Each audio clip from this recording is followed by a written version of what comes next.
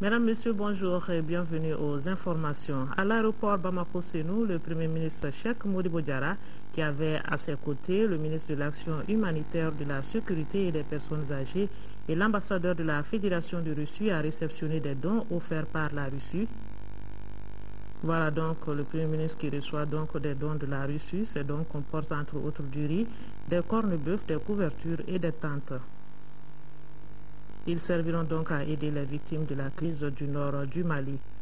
Vous aurez le reportage complet de Mahamadou Doumbia dans notre édition du soir. Voilà des couvertures et des cornes-bœufs ainsi que du riz pour les victimes de la crise du nord du Mali, des dons offerts par la Russie. Le médiateur de la République a remis hier au président de la République son rapport annuel. Il ressort de ce document que l'année 2011 a été marquée par la régression des réclamations. Daouda Sidiki Diarra.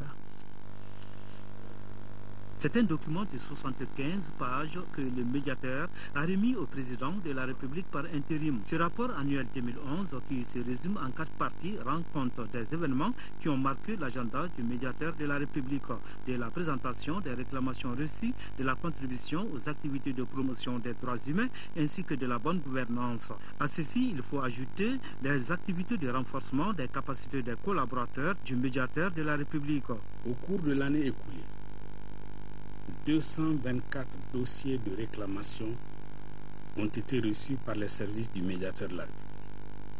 157 dossiers ont été entièrement traités et clôturés.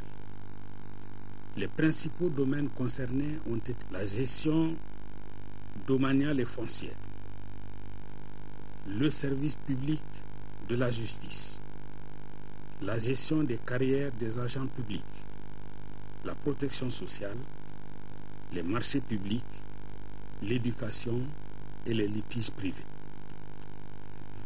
Par rapport aux années précédentes, nous avons relevé la prédominance des réclamations relatives à la gestion domaniale et foncière, la hausse des préoccupations relatives au fonctionnement du service public de la justice, l'augmentation des réclamations concernant la gestion des carrières des agents publics, la régression des réclamations relatives à la protection sociale et la baisse des réclamations concernant les marchés publics et l'éducation. J'ai écouté avec beaucoup d'attention votre locution. Dans mon approche de ce que vous dites, il y a 2 paramètres essentiels, à mon avis. Le premier pourrait incliner à penser que c'est parce que la situation s'aggrave dans ces domaines-là que le nombre de sollicitations a augmenté. C'est peut-être vrai. Mais le deuxième paramètre signifierait que le médiateur et ses collaborateurs font tellement bien leur travail que de plus en plus de citoyens maliens reconnaissent en eux un recours pour la solution de leurs problèmes. En remettant au président par intérim ces rapports, qui est le fruit des efforts conjugués de l'ensemble de ses collaborateurs, le médiateur a assuré le professeur Diongounda Traoré de son assistance dans la construction et la consolidation de la paix et de la stabilité sociale dans notre pays. Autre rapport remis au président de la République par intérim, c'est celui du vérificateur général. Le document révèle que les pertes financières de l'État malien s'élèvent à plus de 10 milliards de francs CFA. Ces pertes ont été décelées dans les principales structures pourvoyeuses de recettes. Le point, c'est avec Ibrahima Traoré. Voici le rapport 2011 du vérificateur général. Le document fait la synthèse de 9 missions de vérification financière et une mission de vérification de performance. Le manque à gagner est inquiétant, 10 millions de francs CFA. Une fois de plus, le vérificateur général pointe du doigt les principales structures de recettes. Requêtes au sein de dénonciations qui sont déjà prêtes concernent 7 structures publiques et pourraient impliquer un nombre important de gestionnaires, décideurs ou agents de l'État. Elles seront transmises dans les prochains jours à Monsieur le procureur de la République de la commune 3, s'agissant des recommandations sur les volets institutionnels et administratifs. Les rapports individuels ont été transmis depuis le 23 août 2012 à tous les ministères, directions générales, directions régionales et autres entités vérifiées. Et nous attirerons l'attention, à l'occasion de la remise du rapport annuel, l'attention de Monsieur le Premier ministre sur la valeur ajoutée de leur mise en œuvre. Amadou Ousmane Touré estime que son bureau reste vigilant et suit avec attention le déroulement de la transition. Ce moment, ajoute-t-il, doit être mis à profit pour doter le Mali d'institutions fortes et renforcer l'autorité de l'État pour mener plus d'actions rigoureuses contre la corruption. C'est le lieu de déplorer la destruction massive de documents administratifs suite aux actes de vandalisme survenus à l'occasion des événements du 22 mars 2012. Situation qui impactera les missions de contrôle.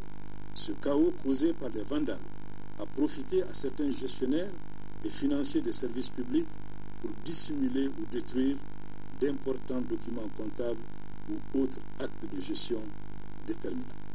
Le président de la République, par intérim, dit en prendre bonne note et rassure que son accompagnement ne fera pas défaut pour garder un regard d'ensemble sur la gestion des finances publiques. Au-delà du caractère dissuasif que votre présence seule imprime, il y a aussi les résultats probants que vous avez obtenus qui ont permis d'opérer des redressements parfois et de faire en sorte que les affaires publiques soient mieux gérées. La seule chose que je peux vous dire, c'est continuer dans ce travail que vous faites si bien, dont les Maliennes et les Maliens ont conscience et duquel les Maliennes et les Maliens attendent beaucoup. Moi, je vous souhaite beaucoup de courage, il en faut. Je vous souhaite beaucoup de chance, il en faut également. Dans les tout prochains jours, ce rapport sera également présenté à la primature, à l'Assemblée nationale et à la juridiction supérieure de contrôle des finances publiques. Actualité hors du Mali et direction la Côte d'Ivoire où la confrérie d'Onso est rappelée à l'ordre par le gouvernement. C'est donc une rencontre de mise au point qui s'est tenue entre le ministre ivoirien de l'Intérieur avec la dite confrérie. Les Donso ivoiriens sont donc appelés à ne pas se confondre aux forces de l'ordre. Ils sont venus de loin pour rencontrer le ministre de l'Intérieur. Les Dozo, ces chasseurs traditionnels originaires du nord de la Côte d'Ivoire, se sont rassemblés à Abidjan sous l'égide de la Confédération nationale des confréries Dozo. Tous, ministres comme responsables des confréries, ont tenu le même discours. Les Dozo doivent rester à leur place. Les Dozo, ce n'est pas des juges, ce n'est pas des procureurs, ce n'est pas des gendarmes, ni policiers, ni douaniers, ni aux forêts, ni militaires. Si vous arrêtez un délinquant, vous le mettez à la disposition de la gendarmerie ou bien de la police. Fidèle soutien d'Alassane Ouattara lors de la crise post-électorale de 2010-2011, les Dozo sont souvent accusés de se prendre pour les forces de l'ordre. Ils ont longtemps été chargés de protéger les villages isolés du pays. Mais en mars 2011, quand 800 personnes sont massacrées à Douékoué, les Dozo sont accusés d'avoir participé aux tueries. Ce jeudi à Abidjan, le ministre de l'Intérieur était chargé de jouer l'apaisement tout en faisant preuve de fermeté. Pendant la guerre, les Dozo ont apporté une contribution à la libération du pays. Je veux leur dire merci. Mais attention, il faut veiller à ce qu'il n'y ait pas de dérive, il n'y ait pas de dérapage. Ce rendez-vous fait suite à la rencontre il y a une semaine entre le président Ouattara et des représentants de l'ouest du pays, ces derniers se plaignant des exactions commises par les Dozo. Pour identifier les responsables de ces crimes qualifiés de faux Dozo, les autorités et la confrérie se sont engagées à tenir un recensement. Si rien ne bouge, tout le monde saura que nous ne tenons pas parole, a précisé le ministre. Mais ce n'est pas la première fois que ces promesses sont faites, 1 an et demi après la fin de la crise.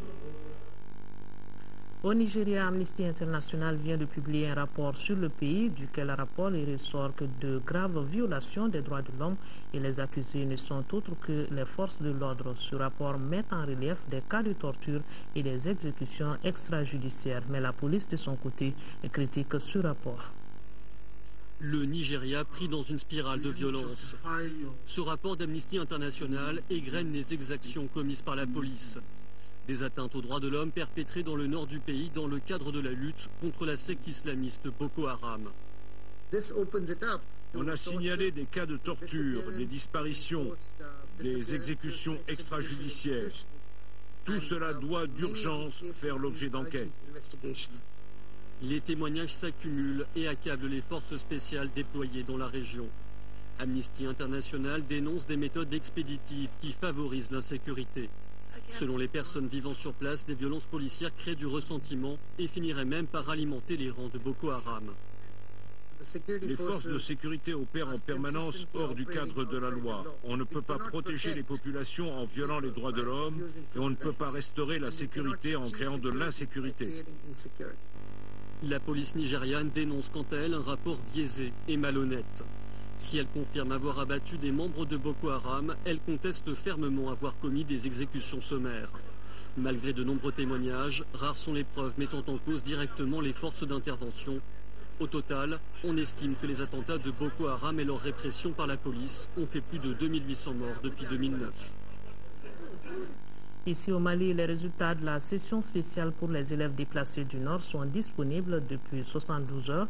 Des résultats jugés catastrophiques par le ministre de l'Éducation et de l'Alphabétisation au cours d'une conférence de presse sur la question. Le taux d'admission au BT1 est de 22% contre 3,35% pour le DF. Face à cette situation donc, le gouvernement a décidé d'ajourner l'année scolaire 2011-2012 de tous les élèves du Nord qui n'ont pas été admis aux différents examens. Mohamed Diarra nous en parle.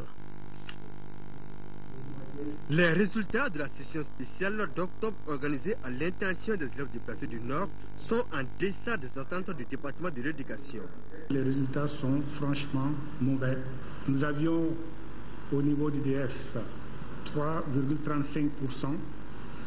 Nous avions au niveau du bac 9,27%. Au bac technique, on avait à peine 2%, mais là, il n'y a aucun succès. Surtout le BT de la première année où il y a 2,55%. Au CAP, on a 11,11%. Et au BT2, c'était peut-être les meilleurs résultats où on a 22%. Alors donc, cette situation, nous étions loin de l'imaginer. Et ce défi-là, nous devons le relever au niveau de notre système éducatif dans l'encadrement. Si ces résultats reflètent le niveau et la qualité du système éducatif malien, le ministre n'exclut pas l'hypothèse de traumatisme causé chez les élèves par les événements du Nord. Le choc psychologique subi par les parents a été encore beaucoup plus violent pour les enfants. Et les cours qui ont été donnés, dispensés, les cours de rattrapage qui ont été aussi dispensés avec beaucoup de moyens, beaucoup d'engagement, n'ont malheureusement pas permis de sauver l'année pour la plupart de ces candidats. En un mot, il faut qu'on se rende compte que l'année était perdue. À des situations exceptionnelles, des mesures exceptionnelles. Le département avait pris le devant avec l'encouragement du Premier ministre, avec aussi le soutien de l'Assemblée, c'est de déclarer, disons, cette année comme ajournée pour tous les candidats du Nord, tous les élèves du Nord et tous ceux qui sont dans des situations similaires. Que faut-il en tirer comme conclusion? C'est que notre système éducatif a été fondamentalement affecté par la situation au nord du pays. S'agissant de l'orientation des élèves admis, le département a donné l'assurance que tous seront orientés. Le moins que l'on puisse dire, c'est que ces résultats sont en partie imputables à la mauvaise organisation de la session spéciale, notamment les conditions de transport et d'hébergement des élèves qui laissaient à désirer. Le département de l'éducation et la commission d'organisation de la session spéciale doivent tirer le maximum de leçons de ce couac organisationnel afin de donner à l'école malienne toute sa crédibilité.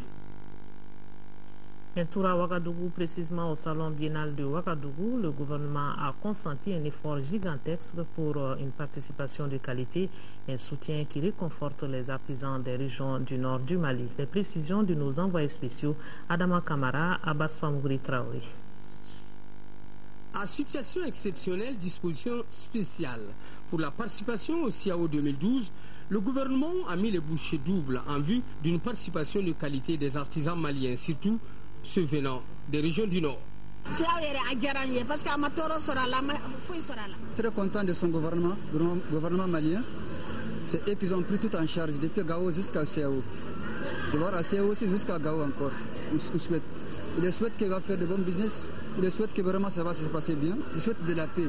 La paix de la monde entier. Il souhaite de la paix dans ce pays. Parce que sans la paix, la vie n'est pas normale. Il n'y a absolument rien d'important s'il n'y a pas la paix. Le gouvernement malien, à travers le ministère de l'Artisanat et du Tourisme, il a fait ce qu'il a pu faire. C'est-à-dire a pris les moitiés des difficultés des artisans en charge pour les embarquer ici à Siao, qu'ils ont participé à une grande quantité des artisans du Mali. On parle jusqu'à 220 personnes qui sont venues à la charge du ministère de l'Artisanat et du Tourisme. À ce jour, près de 320 exposants se partagent les 87 stands réservés au Mali, dont bien entendu les orfèvres des régions de Tombouctou, Gao et Kidal. Ici, les appréciations redonnent de l'âme à la forge. J'ai été surprise, à la fois agréablement surprise de voir que la participation en fait, de la communauté malienne est importante cette année.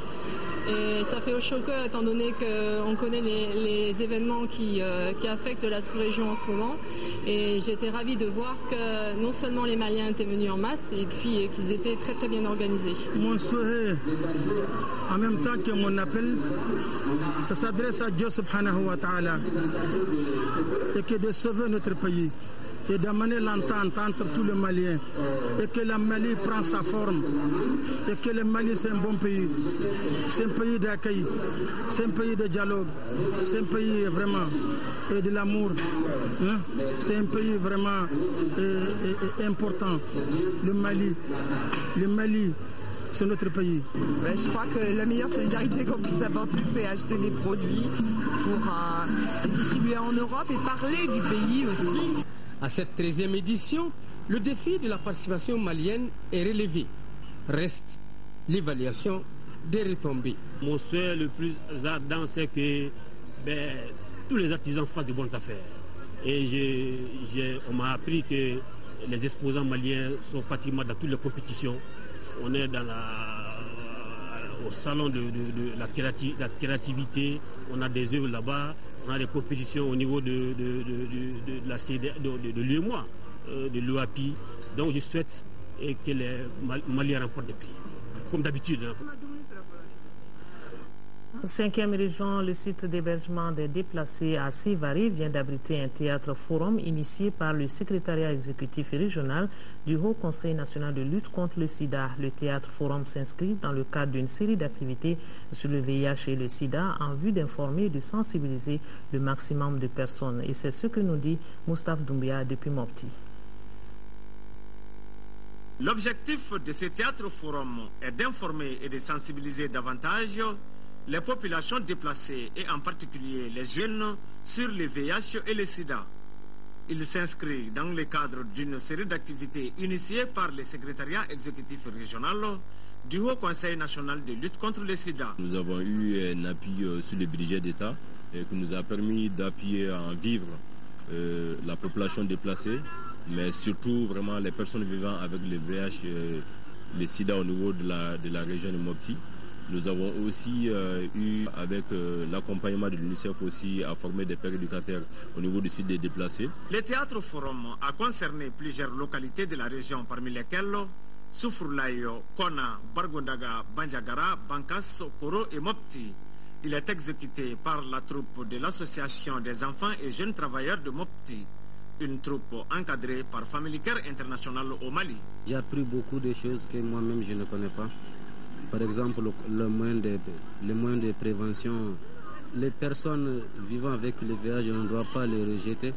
Au contraire, on doit les rapprocher de nous. Autre temps fort de la sensibilisation, c'est le jeu questions-réponses sur le VIH et le sida et sur l'importance du dépistage volontaire.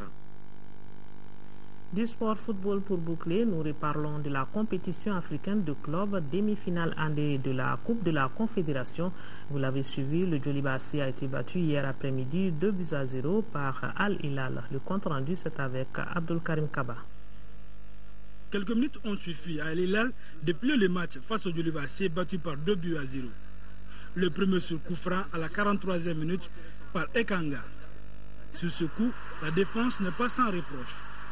Les seconds, juste après la pause, soit à la 47e minute, par Moutader Ibrahim, là aussi sur une erreur défensive. Et pourtant, ce ne sont pas des occasions qui faisaient défaut au Djolibassé dans cette rencontre. Elles ont été tout simplement dilapidées. En témoignent des occasions ratées, celle de Idrissa Traoré à la 17e minute, Boubacar Bangoura à la 21e minute ou encore de Salif Koulibaly à la 34e minute. Le champion du Mali a passé à côté de son sujet. C'est au Djoliba de faire le plein ici à Bamako pour la rencontre retour le dimanche 11 novembre prochain pour se qualifier en finale et effacer ces mauvais passages. Voilà, c'est sur cette page sport que se referme ce journal. Le prochain de 20h vous sera présenté par Nyanya Alou Traoré. On n'oublie pas nos compatriotes des régions du nord du Mali vivant sous occupation. Restez sur l'ORTM. Tout à l'heure, c'est votre émission Samedi Loisirs après le feuilleton. Merci de votre attention. Bonne suite de programme et bon week-end.